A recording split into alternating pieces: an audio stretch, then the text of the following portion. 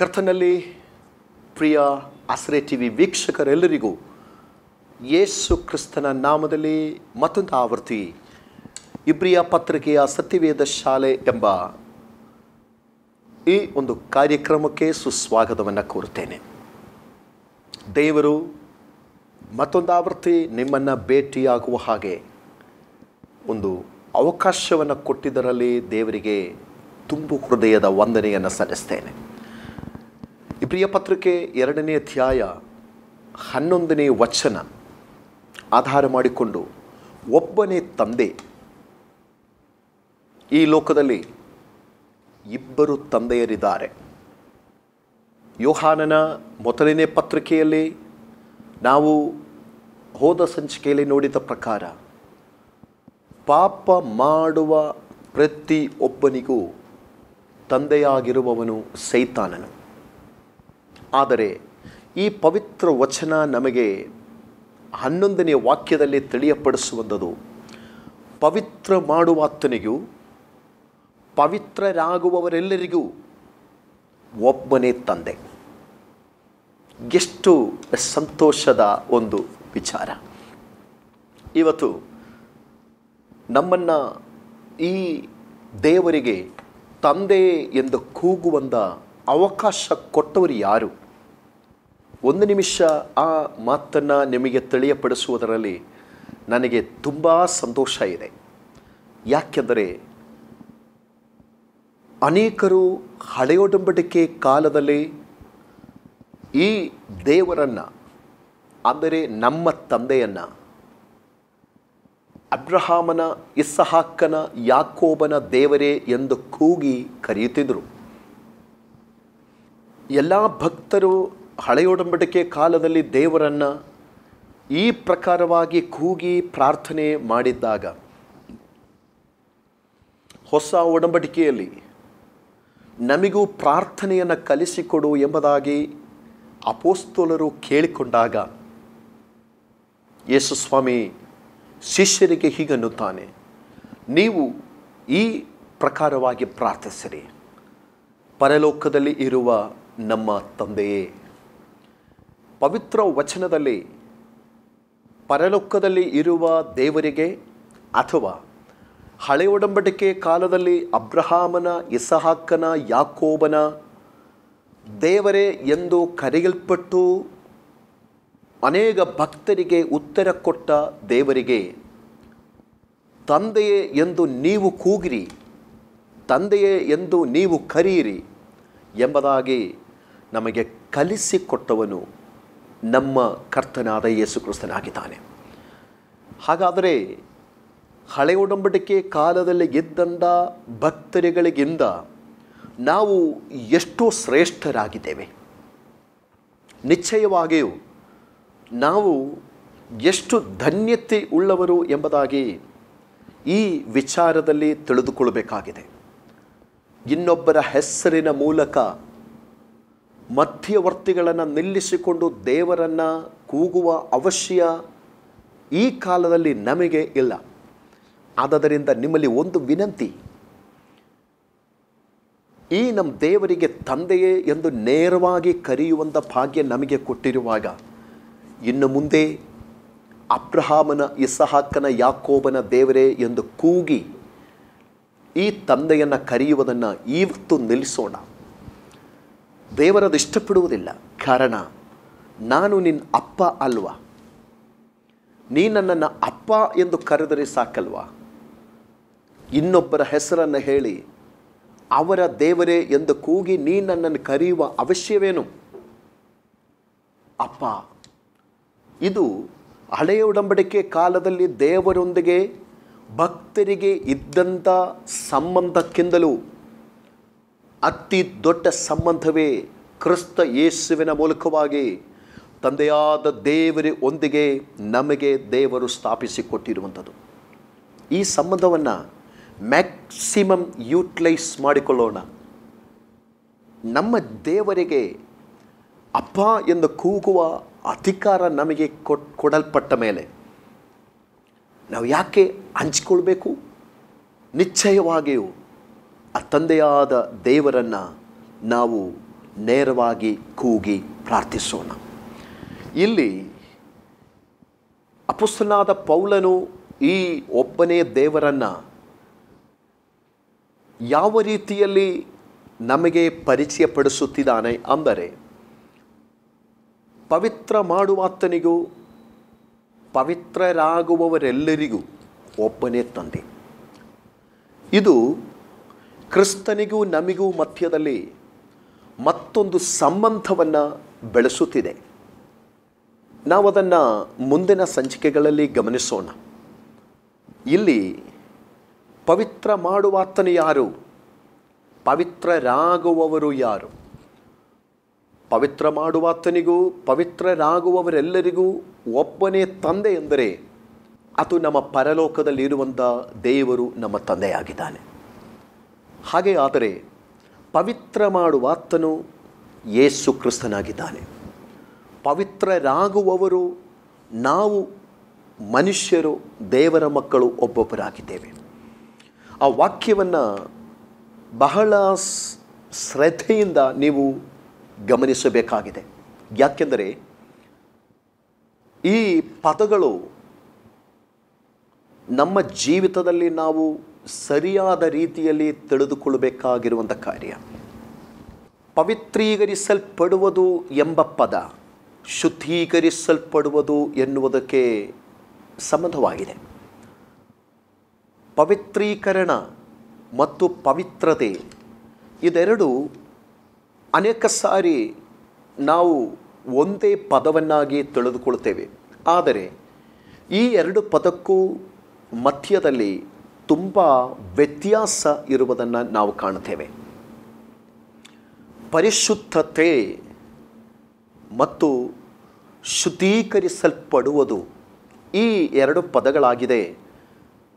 ಪವಿತ್ರತೆ ಮತ್ತು ಪವಿತ್ರೀಕರಿಸಲ್ಪಡುವುದು ಎಂಬ ಪದಗಳಿಗೆ ಹೋಲಿಕೆಯಾಗಿರುವಂಥದ್ದು. ಪರಿಶುದ್ಧತೆ ಎನ್ನುವುದು ದೇವರ ಗುಣಲಕ್ಷಣಗಳಲ್ಲಿ ಒಂದಾಗಿದೆ. ದೇವರು ಪರಿಶುದ್ಧನು ಪರಿಶುದ್ಧನು ಪರಿಶುದ್ಧನು ಎಂಬುದಾಗಿ ಸರಾಫಿಗಳು ಆರಾಧಿಸುವುದನ್ನು ನಾವು ನೋಡ್ತೇವೆ. ದೇವರ ಹಲವು ಗುಣಲಕ್ಷಣಗಳಲ್ಲಿ ಒಂದಾಗಿದೆ ಪರಿಶುದ್ಧತೆ ಅಥವಾ ಪವಿತ್ರತೆ. ಇಲ್ಲಿ ದೇವರ ಗುಣಲಕ್ಷಣಗಳು ಪ್ರೀತಿ, ಸತ್ಯತೆ, ನೀತಿ, ಕ್ಷಮೆ, ದಮೆ ಇವು ಎಲ್ಲವೂ ಕೂಡ ದೇವರಲ್ಲಿ ಇರುವಂಥ ಗುಣಲಕ್ಷಣಗಳು. ಅಂದರೆ ದೇವರು ತನ್ನನ್ನು ನಂಬುವ ತನ್ನ ಮಕ್ಕಳೊಂದಿಗೆ ಹಂಚಿಕೊಳ್ಳುವಂಥ ತನ್ನ ಗುಣಲಕ್ಷಣಗಳಾಗಿದೆ. ದಯವಿಟ್ಟು ಸರಿಯಾದ ರೀತಿಯಲ್ಲಿ ನೀವು ಅರ್ಥ ಮಾಡಿಕೊಳ್ಳಿ. ಪರಿಶುದ್ಧತೆ ಎಂಬುದು ದೇವರ ಒಂದು ಗುಣಲಕ್ಷಣ. ಪ್ರೀತಿ, ನೀತಿ, ಸತ್ಯತೆ, ನಂಬಿಗಸ್ತಿಕೆ, ಕ್ಷಮೆ, ದಮೆ, ಕರುಣೆ ಇವು ಎಲ್ಲವೂ ಕೂಡ ದೇವರಲ್ಲಿ ಅಡಕವಾಗಿರುವಂಥ ಗುಣಲಕ್ಷಣಗಳಾಗಿದೆ. ಅದರಲ್ಲಿ ಒಂದು ಪವಿತ್ರತೆ. ಇದು ದೇವರು ಮನುಷ್ಯನೊಂದಿಗೆ ಹಂಚಿಕೊಂಡಿರುವಂಥ ತನ್ನ ಗುಣಲಕ್ಷಣಗಳಾಗಿದೆ. ಆದರೆ ದೇವರು ಯಾವತ್ತೂ ಮನುಷ್ಯರೊಂದಿಗೆ ಹಂಚಿಕೊಳ್ಳದೇ ಇರುವಂಥ 3 ಗುಣಲಕ್ಷಣಗಳು ಇದ್ದಾವೆ. ಹೋದ ಒಂದು ಸಂಚಿಕೆಯಲ್ಲಿ ನಾನು ಆ ವಿಷಯ ನಿಮ್ಮೊಂದಿಗೆ ಮಾತನಾಡಿದೆ. ದೇವರೆನಿಸಿಕೊಳ್ಳುವವನು ಸರ್ವಶಕ್ತನು, ಸರ್ವಜ್ಞಾನಿಯು, ಸರ್ವವ್ಯಾಪಿಯೂ ಆಗಿರಬೇಕು. ಇದು ದೇವರು ಯಾವ ಮನುಷ್ಯನೊಂದಿಗೆ ಹಂಚಿಕೊಳ್ಳುವಂಥ ಗುಣಲಕ್ಷಣಗಳಲ್ಲ. ಕಾರಣ ಪವಿತ್ರ ವಚನ ಮತ್ತೊಂದು ಕಡೆಯಲ್ಲಿ ಹೇಳುತ್ತದೆ, ದೇವರು ತನ್ನ ಮಹಿಮೆಯನ್ನು ಮತ್ತೊಬ್ಬನಿಗೆ ಸಲ್ಲಗೊಡಿಸುವುದಿಲ್ಲ. ದೇವರ ಮಹಿಮೆಯು ತನಗೊಬ್ಬನಿಗೆ ಸೇರಬೇಕಾಗಿರುವಂಥದ್ದಾಗಿದೆ. ಆದದರಿಂದ ದೇವರಾಗಿರುವವನಿಗೆ ಮಾತ್ರ ಇರಬೇಕಾದ ಗುಣಲಕ್ಷಣಗಳು ಯಾವ ಕಾರಣಕ್ಕೂ ಯಾವ ಸೃಷ್ಟಿಗಾಗಲಿ, ತಾನು ಸೃಷ್ಟಿ ಮಾಡಿದ ಯಾವ ಮನುಷ್ಯನಿಗಾಗಲಿ ದೇವರು ಕೊಡುವುದಿಲ್ಲ. ಹೋದ ಒಂದು ಸಂಚಿಕೆಯಲ್ಲಿ ನಾವು ಆ ವಿಷಯಗಳನ್ನು ಧ್ಯಾನ ಮಾಡಿರುವುದರಿಂದ ಅಲ್ಲಿಗೆ ಆ ಮಾತನ್ನು ಮುಗಿಸಲಿಕ್ಕೆ ನಾನು ಇಚ್ಛಿಸ್ತೇನೆ. ಇಲ್ಲಿ ನಾವು ಗಮನಿಸಬೇಕಾದಂಥ ಕಾರ್ಯ ಏನೆಂದರೆ, ದೇವರ ಗುಣಲಕ್ಷಣಗಳಲ್ಲಿ ಒಂದು ಪವಿತ್ರತೆ ಅಥವಾ ಪರಿಶುದ್ಧತೆ. ಆದರೆ ಶುದ್ಧೀಕರಿಸಲ್ಪಡುವುದು ಎಂಬ ಪದಕ್ಕೆ ತುಂಬ ಅಗಲವಾದ ಒಂದು ಮೀನಿಂಗ್ ಇದೆ, ಒಂದು ಅರ್ಥ ಇದೆ. ಅದನ್ನು ನಾವು ದೇವರ ವಾಕ್ಯದಿಂದಲೇ ತಿಳಿದುಕೊಳ್ಳೋಣ. ಈಗ ನಮಗೆ ಆಧಾರವಾಗಿರುವಂಥ ವಾಕ್ಯ, ಪವಿತ್ರ ಮಾಡುವಾತನಿಗೂ ಪವಿತ್ರರಾಗುವವರೆಲ್ಲರಿಗೂ ಒಬ್ಬನೇ ತಂದೆ. ಇಲ್ಲಿ ಪವಿತ್ರತೆ ಮತ್ತು ಪವಿತ್ರೀಕರಿಸಲ್ಪಡುವಂಥದ್ದು ಎಂಬ ಪದಗಳೆರಡೂ ಬಂದಿದೆ. ಇಲ್ಲಿ ಶುದ್ಧೀಕರಿಸಲ್ಪಡುವುದು ಎಂಬ ಪದ, ಪವಿತ್ರೀಕರಿಸಲ್ಪಡುವಂಥವರು ಎಂಬ ಪದ, ಪರಿಶುದ್ಧತೆ ಎಂಬ ಪದದಿಂದಲೂ ತುಂಬ ವ್ಯತ್ಯಾಸವಾದಂಥದ್ದಾಗಿದೆ. ತಿರುಗಿ ಮತ್ತೊಂದು ಆವೃತ್ತಿ ಹೇಳುತ್ತೇನೆ, ಪರಿಶುದ್ಧತೆ ಎಂಬುದು ದೇವರ ಗುಣಲಕ್ಷಣಗಳಲ್ಲಿ ಅಥವಾ ಸ್ವಭಾವದಲ್ಲಿ ಒಂದು. ಆದರೆ ಶುದ್ಧೀಕರಿಸಲ್ಪಡುವುದಂದರೆ ಅರ್ಥ ಮತ್ತೊಂದಾಗಿದೆ. ನಾವಿದನ್ನು ತಿಳಿಯುವುದಕ್ಕೋಸ್ಕರ ಯೆರೆಮೀಯನ ಗ್ರಂಥ, ಯೆರೆಮೀಯ ಪ್ರವಾದನೆಯ ಗ್ರಂಥ 1ನೇ ಅಧ್ಯಾಯ ಅದರ 4-5 ವಾಕ್ಯಗಳನ್ನು ಗಮನಿಸುವಂಥದ್ದು ಯುಕ್ತವಾಗಿರುತ್ತದೆ.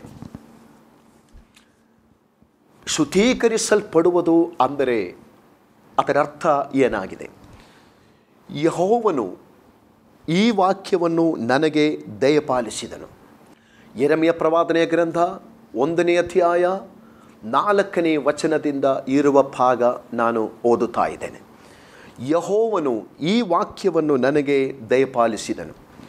ನಾನು ನಿನ್ನನ್ನು ಗರ್ಭದಲ್ಲಿ ರೂಪಿಸುವುದಕ್ಕಿಂತ ಮುಂಚೆ ನಿನ್ನನ್ನು ತಿಳಿದಿದ್ದೆನು. ನೀನು ಉದರದಿಂದ ಬರುವುದಕ್ಕಿಂತ ಮೊದಲೇ ನಿನ್ನನ್ನು ಪ್ರತಿಷ್ಠಿಸಿದ್ದೆನು. ನೋಡಿ, ಎರಡನೇದಾಗಿ ಅಲ್ಲಿ ಬಂದಿರುವಂಥ ಪದ ಶುದ್ಧೀಕರಿಸಲ್ಪಟ್ಟಿರುವಂಥ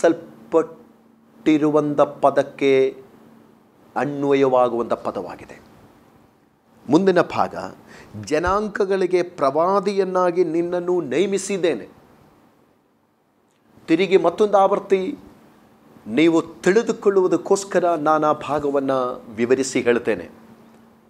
ಏನೆಂದರೆ, ನಿನ್ನನ್ನು ಗರ್ಭದಲ್ಲಿ ರೂಪಿಸುವುದಕ್ಕಿಂತ ಮುಂಚೆ ನಿನ್ನನ್ನು ತಿಳಿದಿದ್ದೆನು. ನೀನು ಉದರದಿಂದ ಬರುವುದಕ್ಕಿಂತ ಮೊದಲೇ ನಿನ್ನನ್ನು ಪ್ರತಿಷ್ಠಿಸಿದ್ದೆನು. ಜನಾಂಗಗಳಿಗೆ ಪ್ರವಾದಿಯನ್ನಾಗಿ ನಿನ್ನನ್ನು ನೇಮಿಸಿದ್ದೇನೆ.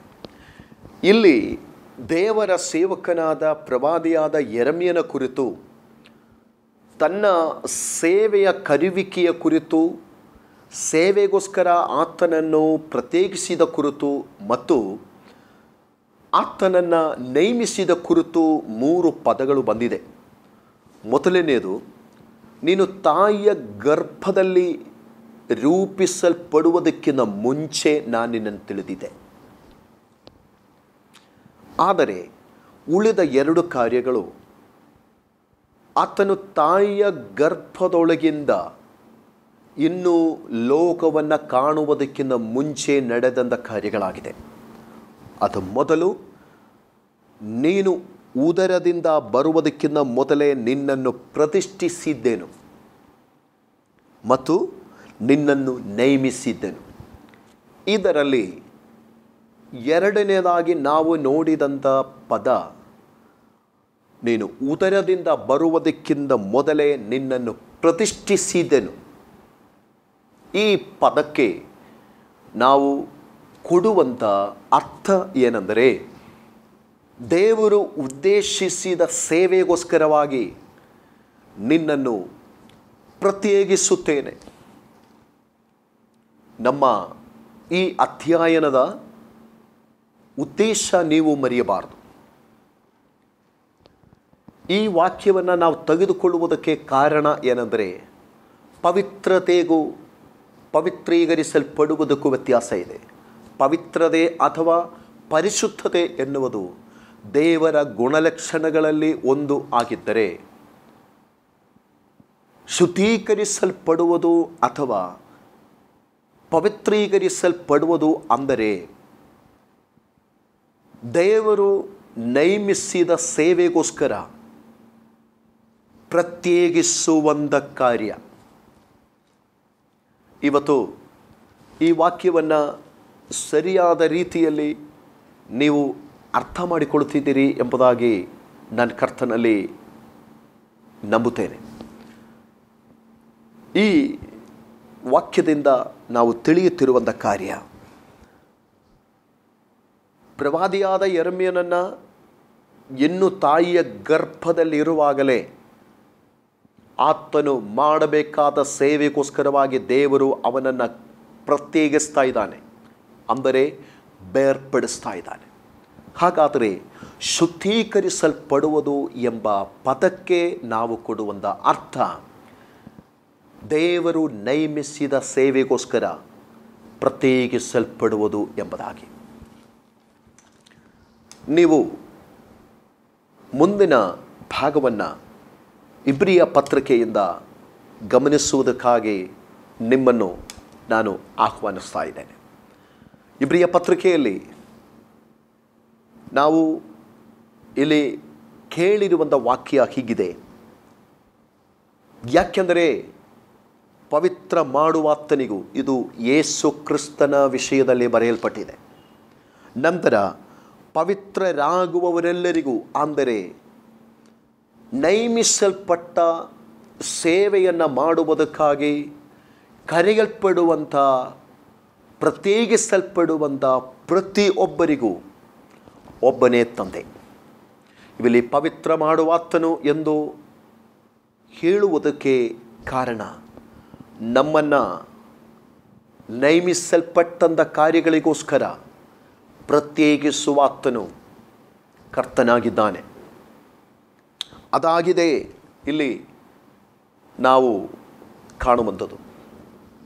ನಾನು ಹೇಳುತ್ತಿರುವಂಥ ಈ ಮಾತು ಮತ್ತೊಂದು ವಾಕ್ಯದ ಮೂಲಕವಾಗಿ ನಿಮಗೆ ಖಚಿತಪಡಿಸುವುದಕ್ಕಾಗಿ ನಾನು ಕರ್ತನಲ್ಲಿ ಇಚ್ಛಿಸ್ತಾ ಇದ್ದೇನೆ. ಯೆಶಾಯನ ಗ್ರಂಥ 13ನೇ ಅಧ್ಯಾಯ ಅದರ 3ನೇ ವಚನವನ್ನು ನಾವು ಓದಿದರೆ, ಅಲ್ಲಿ ಅನ್ಯ ಜನಾಂಗದವರು ಮತ್ತು ಬಹಳಷ್ಟು ಕಠಿಣರು, ಕ್ರೂರರು ಆಗಿದ್ದಂಥ ಬಾಬಿಲೋನ್ ದೇಶದವರ ಕುರಿತಾಗಿ ದೇವರು ಕರೆಯುವಂಥ ಒಂದು ಶಬ್ದವನ್ನು ನಾವು ನೋಡುತ್ತೇವೆ. ಈ ಪದವನ್ನು ನೀವು ಕೇಳುವಾಗ, ಇಷ್ಟು ಹೊತ್ತು ನಾನು ಮಾತನಾಡಿರುವಂಥ ಶುದ್ಧೀಕರಿಸಲ್ಪಡುವುದು ಅಥವಾ ಪವಿತ್ರೀಕರಿಸಲ್ಪಡುವುದು ಎಂಬ ಪದಕ್ಕೆ ನಾನು ಹೇಳಿಕೊಟ್ಟಂಥ ಈ ಒಂದು ಅರ್ಥವನ್ನು ದೇವರು ನಿಯೋಗಿಸಿದಂಥ, ನೇಮಿಸಿದಂಥ ಸೇವೆಗೋಸ್ಕರ, ಕೆಲಸಕ್ಕೋಸ್ಕರ ಪ್ರತ್ಯೇಕಿಸಲ್ಪಡುವವರು ಎಂಬುದಾಗಿ ನಾನು ಹೇಳಿದ ಅರ್ಥವನ್ನು ನೀವು ತಿಳಿದುಕೊಳ್ಳಲಿಕ್ಕೆ ಸಾಧ್ಯವಾಗ್ತದೆ. 13ನೇ ಅಧ್ಯಾಯ ಯೆಶಾಯನ ಗ್ರಂಥ 3ನೇ ವಾಕ್ಯದಲ್ಲಿ, ಕೂಗಿ ಅವರನ್ನು ಕರೀರಿ, ಕೈ ಸನ್ನೆ ಮಾಡಿರಿ, ನಾನು ಆರಿಸಿಕೊಂಡವರಿಗೆ ಅಪ್ಪಣೆ ಮಾಡಿದ್ದೇನೆ. ಹೌದು, ಉತ್ಸಾಹದಿಂದ ಮೆರೆಯುವ ಆ ನನ್ನ ಶೂರರು ನನ್ನ ಕೋಪವನ್ನು ತೀರಿಸಲಿ ಎಂದು ಅವರನ್ನು ಕರೆದಿದ್ದೇನೆ. ಇದು ಕೇವಲ ದೇವ ಜನರ ಕುರಿತಾಗಿ ಆತನು ಹೇಳುವಂಥ ಮಾತಲ್ಲ. 13ನೇ ಅಧ್ಯಾಯದಲ್ಲಿ ಬಾಬೇಲಿನ ವಿಷಯವಾದ ದೈವೋಕ್ತಿ ಎಂಬುದಾಗಿ ನಾವು ನೋಡಲಿಕ್ಕೆ ಸಾಧ್ಯವಿದೆ. ಆಮೋಚನ ಮಗನಾದ ಯೆಶಾಯನಿಗೆ ಬಾಬೇಲಿನ ವಿಷಯವಾಗಿ ಕಂಡು ಬಂದ ದೈವೋಕ್ತಿ, ಅವರು ಶತ್ರುಗಳಾಗಿದ್ದಾರೆ. ಬಾಬೇಲಿನವರು ಇಸ್ರಾಯೇಲ್ ಜನರಿಗೆ ಶತ್ರುಗಳಾಗಿದ್ದಾರೆ. ಆದರೆ ಬಂದು ಪ್ರಭುಗಳ ಪುರದ್ವಾರಗಳಲ್ಲಿ ನುಗ್ಗುವಂತೆ ಬೋಳು ಬೆಟ್ಟದ ಮೇಲೆ ಧ್ವಜವೆತ್ತಿರಿ, ಕೂಗಿ ಅವರನ್ನು ಕರೀರಿ, ಕೈಸನ್ನೆ ಮಾಡಿರಿ, ನಾನು ಆರಿಸಿಕೊಂಡವರಿಗೆ ಅಪ್ಪಣೆ ಮಾಡಿದ್ದೇನೆ. ನೋಡಿ ಆ ಪದ, ನಾನು ಆರಿಸಿಕೊಂಡವರಿಗೆ. ಈ ಪದವನ್ನು ಓದುವಾಗ ನಮಗೆ ಒಂದು ಸಂಶಯ ಬರುತ್ತೆ. ದೇವಜನರಿಗೆ ವಿರೋಧಿಗಳಾಗಿರುವಂಥ, ಕಠಿಣ ಸ್ವಭಾವ ಇರುವಂಥ ಬಾಬೇಲ್ ಎಂಬ ದೇಶದವರನ್ನು ನಾನು ಆರಿಸಿಕೊಂಡವರು ಎಂಬುದಾಗಿ ಹೇಳಲಿಕ್ಕೆ ಹೇಗೆ ಸಾಧ್ಯ? ಈಗ ನಾನು ಹೇಳಿರುವಂಥ ಮಾತು ನೀವು ಅರ್ಥ ಮಾಡಿಕೊಳ್ತೀರಿ ಎಂಬುದಾಗಿ ನಂಬುತ್ತೇನೆ.